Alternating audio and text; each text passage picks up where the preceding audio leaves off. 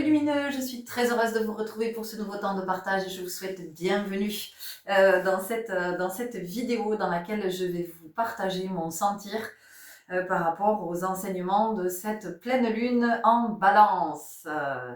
Balance gouvernée par cette chère planète Vénus qui nous a amené dans un mouvement rétrograde assez intense. Alors je ne sais pas comment vous l'avez vécu, mais effectivement depuis fin mars, Vénus était en rétrograde jusqu'à hier, 12 avril.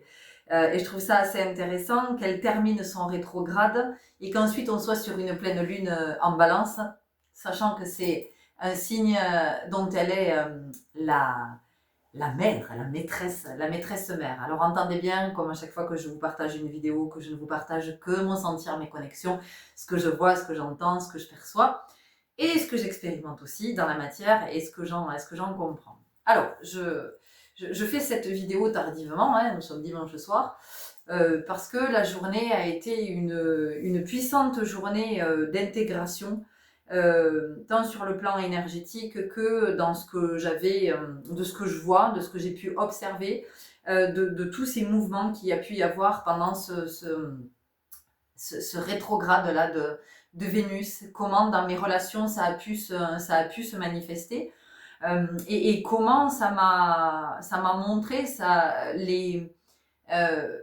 j'allais dire dysfonctionnements, mais finalement comment certaines relations manquaient de justesse, pourquoi elles manquaient de justesse. Et cette observation, en fait, elle est possible quand on se rend disponible au champ du conscient. Voilà, quand on se dit, ok, je vois bien qu'en ce moment, parce que qu'on soit conscient ou averti, informé qu'il y a des mouvements planétaires ou pas, il n'empêche que dans la matière, on vit quand même des expériences qui sont en lien avec ces mouvements. Donc, ce que je trouve moi chouette, c'est quand on le sait, c'est de se dire, ok, en ce moment, il y a il y a ce mouvement-là, et je vais être particulièrement attentive parce que ça va venir toucher une sphère particulière, et puis des chakras particuliers, donc des centres énergétiques particuliers. Et donc, dans cette conscience-là, c'est de pouvoir se dire, ok, bon, ben, je vais observer.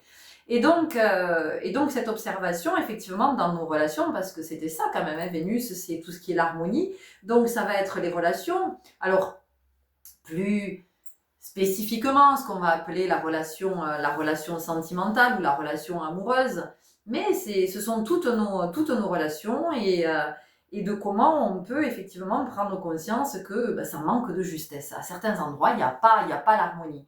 Alors l'harmonie, elle n'y est pas parce que il peut y avoir plusieurs explications en fait qui n'est pas l'harmonie. Peut-être que je m'investis trop dans une relation, je m'implique trop, ou alors j'attends trop de l'autre. Vous voyez, j'ai des attentes, je suis dans des projections, dans des illusions, je suis avec des croyances, je suis avec une représentation de telle ou telle relation qui fait que si la relation rentre pas dans ces schémas-là, je vais me dire, oh là là, mais qu'est-ce qui se passe? Parce que pourtant, c'est écrit dans tous les livres, hein, c'est écrit dans tous les livres, et puis sur le plan sociétal, c'est ce qui est,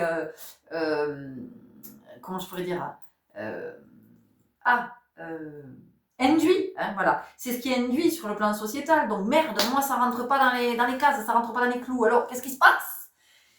Peut-être que c'est sur le plan sociétal que c'est pas juste ce qui est induit et ce qui est transmis en termes de croyances.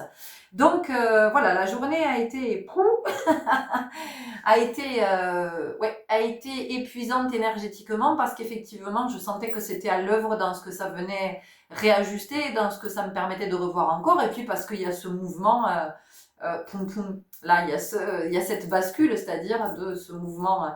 On passe de ce mouvement rétrograde, on repart, voilà, on va de l'avant avec ce qu'on vient d'apprendre, avec ce qu'on vient de voir, d'observer, d'intégrer. On va pouvoir, allez, hop, on se remet en mouvement vers l'avant, et puis excusez-moi, j'ai reçu un message en même temps, du coup, fait plusieurs messages en même temps, du coup, c'est venu m'interrompre dans mon élan.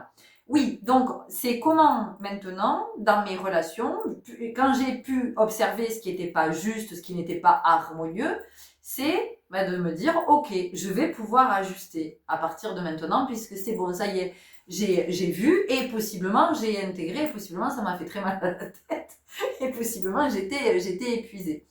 Ce que ça permettait aussi d'observer, c'était dans notre relation aux autres et comment eux-mêmes sont en interaction avec d'autres, avec qui nous ne sommes pas nécessairement en lien direct, mais dans l'énergie, ça circule.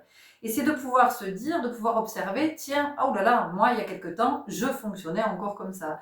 Ou, oh tiens, ça me montre qu'avec ce que la personne est en train de me décrire, ou ce dont elle me parle, ou, oh ben dis donc, c'est exactement le même type de relation que j'ai avec mon compagnon, ma compagne, mon fils, ma mère, ma soeur, mon frère, peu importe.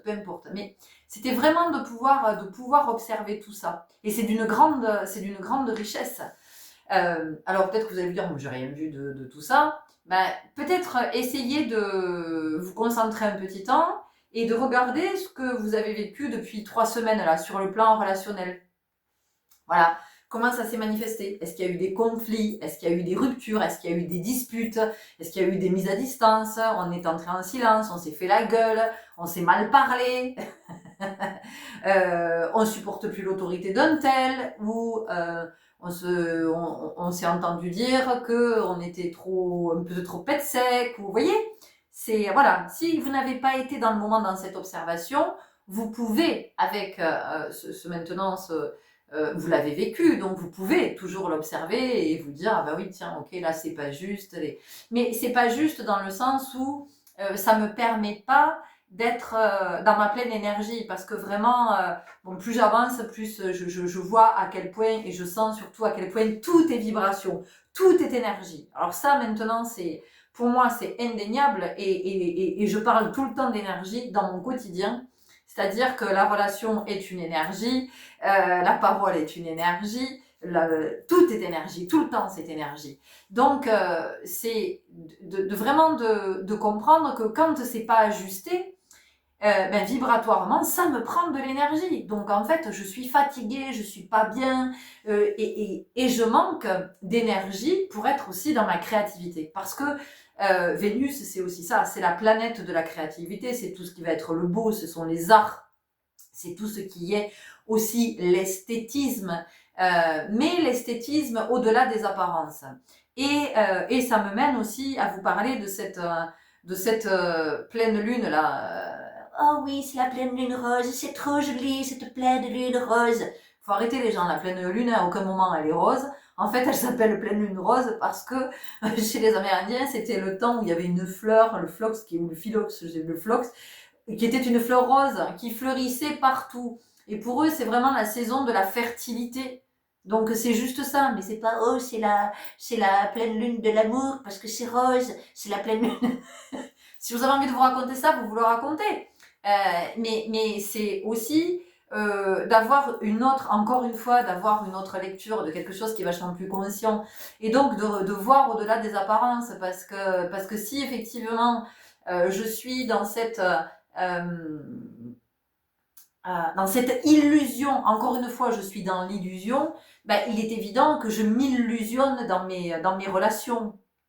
D'accord? Et c'est tout ça que ça venait nous enseigner. Alors j'appuie un coup sur mon ordi pour regarder le visuel que j'ai choisi.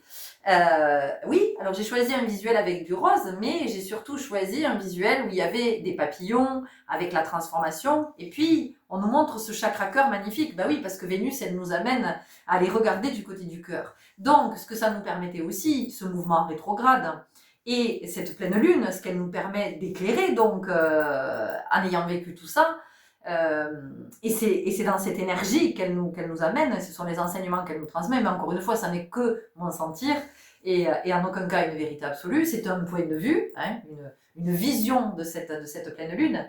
Eh bien, elle nous amène encore une fois à observer, tiens, est-ce que je suis dans la réaction, est-ce que je suis dans l'interaction? Quand je suis en relation, je suis depuis quel espace? Est-ce que je suis depuis l'espace du cœur? Est-ce que je suis depuis l'ego? On sait aussi que la balance, c'est un signe d'air. Hein, voilà, un signe d'air, donc on est beaucoup dans le mental, la balance. Donc le mental, c'est aussi tout ce qu'on peut imaginer, tout ce qu'on peut supposer, c'est tout ça. Donc ça ramène dans l'espace du cœur, et parce que quand on est dans le cœur, on est très ancré en fait.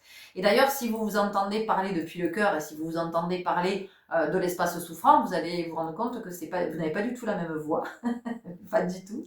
Ça n'est pas du tout la même intonation, ça ne sont pas les mêmes mots, c'est pas du tout, et l'intention n'est pas la même. C'est-à-dire que quand vous parlez depuis l'espace du cœur, il n'y a pas d'attente. Quand vous parlez depuis l'espace souffrant, il y a une attente. Voilà, il y a une attente. Quelle que soit l'attente. Voilà. Je ne vais pas développer parce que sinon on y est pour 3 jours. Donc, cette pleine lune-là, qui arrive en balance avec cette planète Vénus, qui arrive juste après ce mouvement rétrograde. Donc moi je trouve ça super intéressant parce que ça vient nous dire aussi cette capacité que nous avons constamment à réajuster. Et réajuster, c'est à soi de le faire. C'est pas attendre que les autres... Bon, alors moi j'attends que l'autre il s'y mette. Hein. Il va être temps que l'autre il bosse. Il va être temps que l'autre il prenne conscience d'eux. Il va être temps que l'autre nanana. Il va être temps que l'autre nanana. C'est pas comme ça que ça fonctionne, les gens. Si vous attendez ça, vous n'y êtes pas. Et vous allez attendre toute votre vie. Ce que ça nous dit, c'est moi, je me regarde, moi, je ne regarde pas l'autre. L'autre est un miroir. L'autre me permet de voir où j'en suis. Ou où j'en étais il y a quelque temps. Ah tiens, voilà, moi ça, je le vivais il y a quelque temps. Ça, hop, je l'ai nettoyé. Je suis plus dans ce fonctionnement-là dans mes relations. Je vois bien que j'ai harmonisé, que j'ai équilibré. Peut-être que j'ai mis un terme aussi à certaines relations. Parce que elles ne me nourrissaient plus. Parce que ça n'était que des relations qui étaient des relations de dépendance, d'attachement. Des relations qui n'étaient finalement que nourries d'ego à ego. Et non pas d'égal à égal. Donc, on a cette possibilité de regarder tout ça, d'ajuster et de comprendre que c'est toujours de soi dont il s'agit, ça n'est jamais de l'autre. L'autre me renvoie à mes blessures, l'autre me renvoie à mon bagage émotionnel, l'autre me renvoie à mon histoire, l'autre me renvoie au conscient, l'autre me renvoie regarder dans tous ces espaces. Mais si je suis toujours en train de dire que l'autre il me fait ci, l'autre il me fait ça, ben j'ai pas compris encore. Vous voyez, je suis pas encore dans le champ du conscient. Voilà. Donc, puisque je sais que je n'y suis pas, eh ben, peut-être que je peux commencer à regarder, tiens, c'est où est-ce que ça se passe? Où est le plan, en fait? Alors, comment? Conscience. Ah, tiens, hop, c'est là. Vous êtes ici. Voilà. Vous êtes ici. Oh, conscience, c'est là. Bon, ben, je vais faire le chemin. Voilà. Donc, cette pleine lune, elle est pleine d'amour, mais elle est pleine d'amour pour soi. Et surtout, nous sommes invités à l'honnêteté. Alors ça, c'est fondamental, cette honnêteté. L'honnêteté, c'est l'humilité aussi. C'est de se dire, ah ben ouais, tiens, là, je suis encore... Ah, là, c'est encore souffrant. Eh ouais, là, ça fait encore mal. Mais c'est OK, c'est OK. Je veux dire, nous vivons une expérience humaine. C'est une expérience qui est extrêmement complexe. Je ne sais pas s'il y a d'expérience plus complexe que celle-ci, que d'incarner l'humanité. Voilà, si on vient s'incarner ici, c'est pas pour rien, c'est qu'on a beaucoup à apprendre.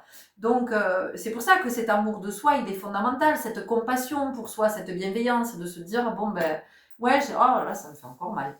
Mais c'est ok que ça me fasse encore mal, et pas ah ça me fait encore mal, fait chier, et j'y arriverai pas, et je croyais que c'était guéri, et on n'en aura possiblement pas assez de toute une vie. Possiblement on n'en aura pas assez de toute une vie. Donc on se détend. Mais c'est...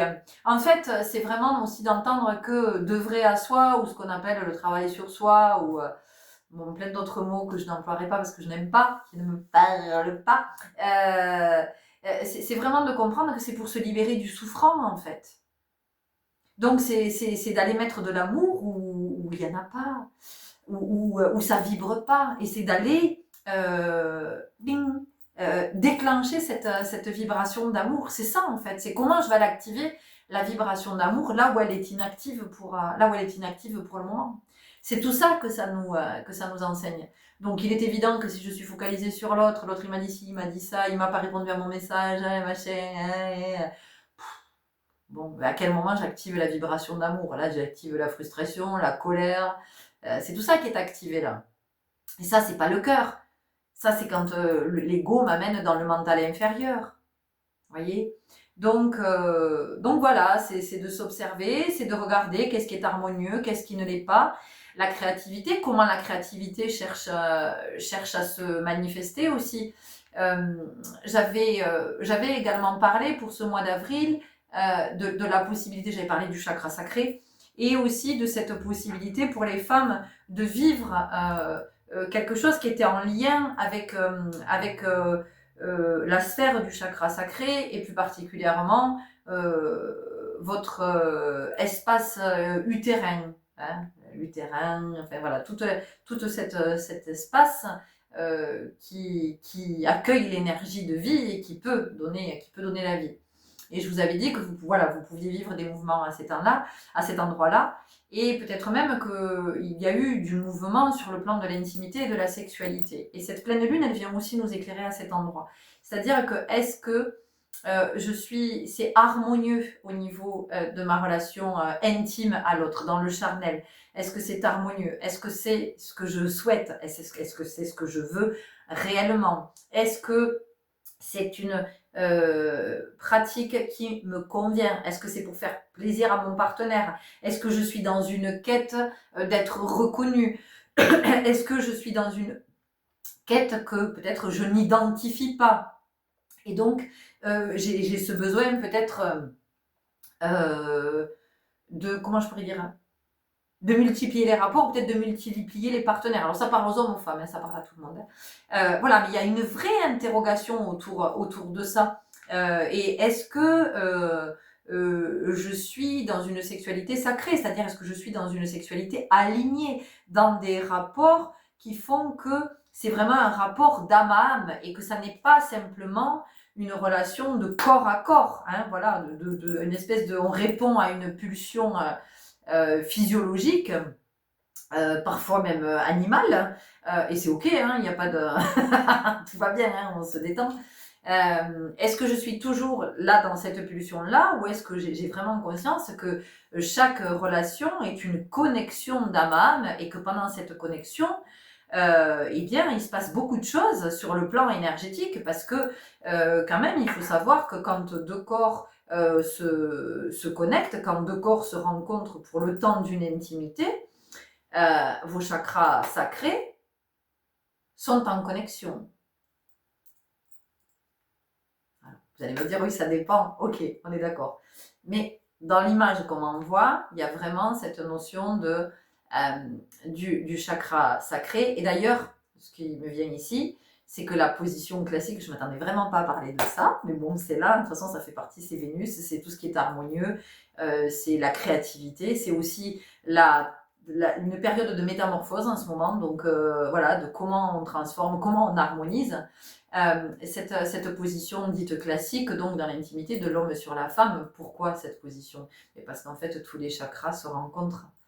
On vient coller nos chakras l'un sur l'autre, donc c'est une rencontre énergétique. Donc c'est important aussi. C'est la raison pour laquelle il est fondamental de prendre soin de vos énergies. Parce que quand les deux énergies se rencontrent, ça veut dire que les énergies, à un moment donné, vont se mélanger. Donc, je repars avec les énergies de l'autre. Surtout pour la femme qui accueille. Vous voyez? C'est pour ça qu'après certaines relations, on peut se sentir, c'est pas ok dans le corps. D'ailleurs, le corps, il peut manifester très très vite. De plein de façons, le corps peut manifester. Voilà. Donc, c'était la petite session. Et en même temps, quand je regarde ce visuel, on a cette femme avec ce magnifique lotus, hein, juste devant sa coupe, devant le chakra sacré. Donc ça vient de chakra sacré. Donc comme c'est l'espace par lequel on vient se rencontrer dans l'intime, c'est comment on respecte cet espace sacré. Donc vous voyez, là on a parlé de l'intimité, mais ça vient aussi parler de soi, comment soi on se respecte, comment on respecte son âme, comment on respecte ses énergies, notre énergie, comment on respecte notre intime, comment on respecte notre corps, comment c'est tout ça aussi que Vénus vient nous enseigner là dans cette pleine lune rose. Donc vous voyez hein, que on est plus du côté du chakra cœur, mais pas dans le truc, sortez-moi les violons là, le truc sentimental à deux balles. On n'est pas du tout là-dedans, là on est vraiment dans un espace, là aussi, l'espace du cœur. Enfin, c'est quand même au niveau de la vibration, enfin, c'est la vibration de l'amour inconditionnel, c'est l'amour sans condition. Mais l'amour sans condition, ce n'est pas accepter tout de l'autre. Et ça nous ramène à ce que je viens d'évoquer juste avant. L'amour sans condition, ça veut dire que je n'attends rien. Je n'attends pas que l'autre change, je n'attends pas que l'autre soit comme ça, je n'attends pas que l'autre me dise ça. Il n'y a pas de manipulation dans l'amour inconditionnel. C'est-à-dire que j'aime l'autre pour qui il est et je l'accueille tel qu'il est, où il en est. C'est ça l'amour inconditionnel. Et je ne te demande pas de changer pour correspondre à mes attentes ou à mes critères. Ou je ne te demande pas de te comporter comme ça, comme ça. Je ne te demande pas de venir combler mes manques. Je ne te demande pas de venir me rassurer. Je ne te demande pas.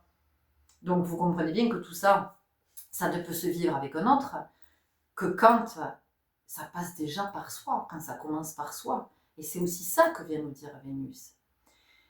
C'est d'être dans l'amour inconditionnel de soi, c'est-à-dire que je n'attends rien de moi, je n'ai pas d'exigence.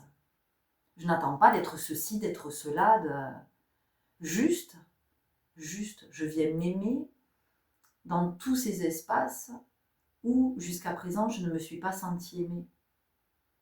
Et alors seulement, quand j'en serai là, quand je commencerai à vibrer cette énergie, je pourrai vibrer l'amour inconditionnel avec l'autre. Sinon, je suis toujours en train d'attendre quelque chose de l'autre. Et qu'est-ce qui se passe quand on attend? On est déçu. Et oui, on est forcément déçu.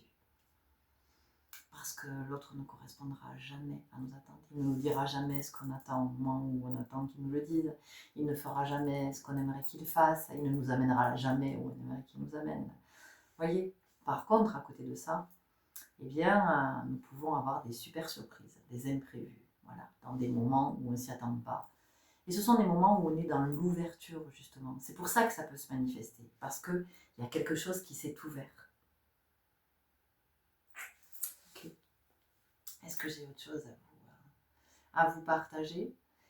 Oui, on est possiblement ici dans une phase de profonde métamorphose, mais encore une fois, ça va dépendre du nombre de nos incarnations, ça va dépendre d'où on en est sur le chemin, du champ de conscience dans lequel on se situe. Et là aussi, tout est juste, tout est juste.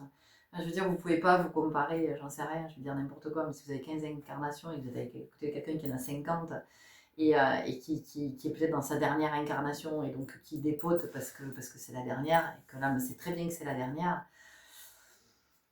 Voilà, c'est sortir de la comparaison aussi, c'est vraiment revenir à sa beauté originelle, la beauté unique de chacun, cette beauté, cette singularité.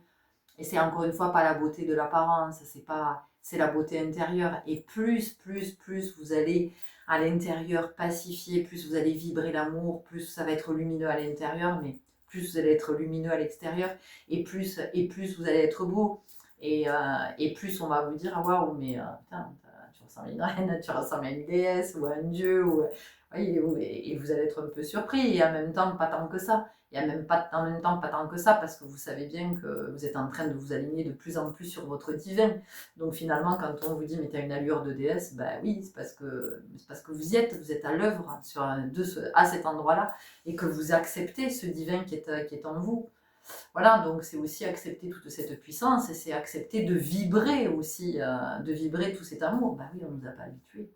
On ne nous a pas habitués, et c'est ça qui est fort regrettable d'ailleurs, hein, c'est que on n'apprenne pas aux enfants à s'aimer, parce que ça serait juste magique si on pouvait être à cet endroit.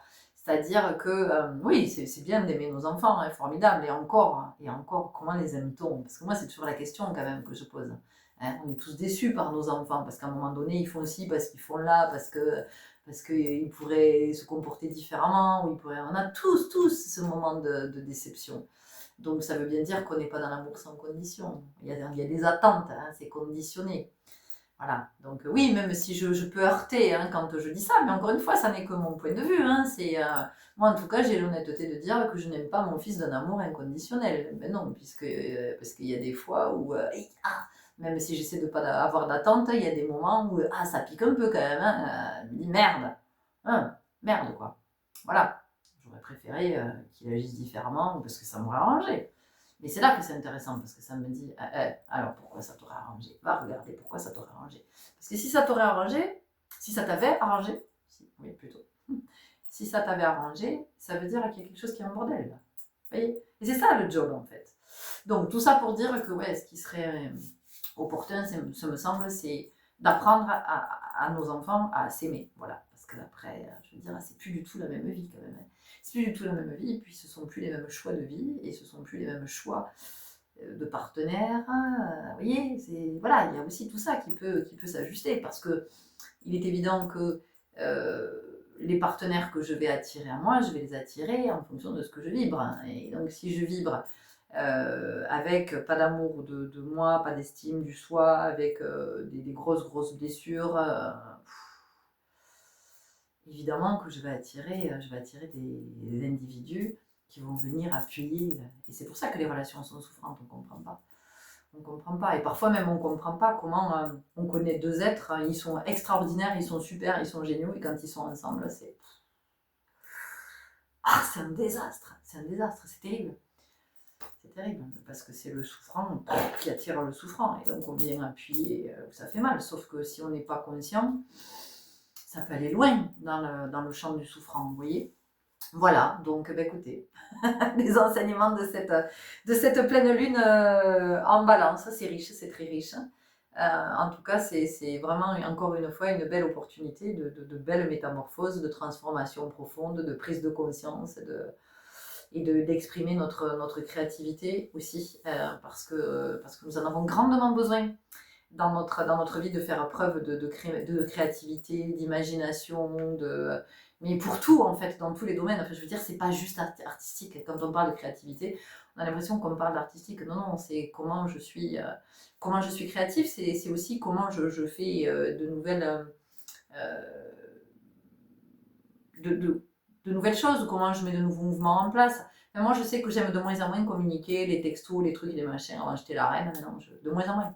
De moins en moins. J'aime être où je fais des vocaux, parce qu'il y a la voix, il y a l'intonation, et qu'il n'y a pas de supposition possible, alors qu'avec les messages, voilà, on va interpréter. Et j'aime encore mieux maintenant attendre, différer, et attendre d'être en présence, pour qu'on puisse vraiment se parler avec la personne les yeux dans les yeux, pouvoir se parler, échanger, pour être sûr que ce soit le plus clair possible. Et voilà. Et est-ce que je suis claire quand voilà, c'est moi, je sais que maintenant je suis de plus en plus à l'aise d'en dire je suis claire dans ce que je suis en train de te dire là ou pas. C'est pas tu comprends ce que je te dis, est-ce que c'est assez clair, ou est-ce qu'il vaut mieux que je le dise différemment, et de m'assurer aussi que l'autre est bien en train de me dire ça, voilà, qu'il n'y a pas de supposition, d'interprétation, de malentendu et de tout ça. C'est aussi ça la créativité, vous voyez.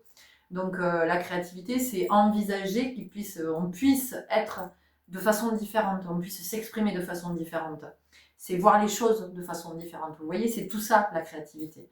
La créativité, c'est ouvrir en fait. Hein. C'est ouvrir tout, ouvrir le cœur, s'ouvrir à la nouveauté. C'est oser aussi.